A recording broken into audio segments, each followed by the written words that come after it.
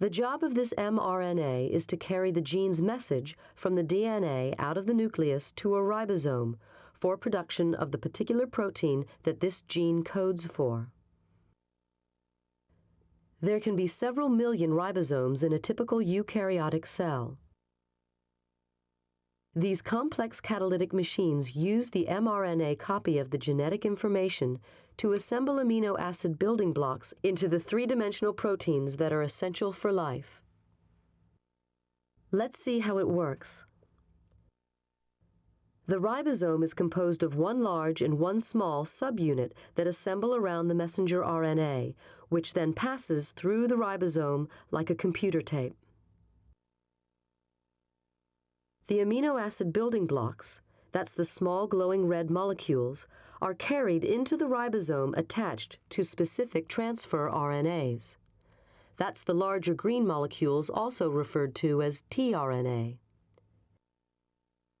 The small subunit of the ribosome positions the mRNA so that it can be read in groups of 3 letters known as a codon.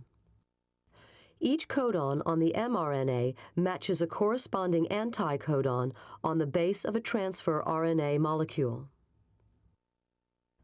The larger subunit of the ribosome removes each amino acid and joins it onto the growing protein chain.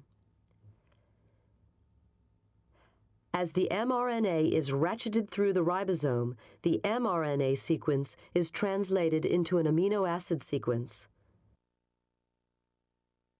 There are 3 locations inside the ribosome, designated the A site, the P site, and the E site. The addition of each amino acid is a 3-step cycle. First, the tRNA enters the ribosome at the A site and is tested for a codon-anticodon match with the mRNA.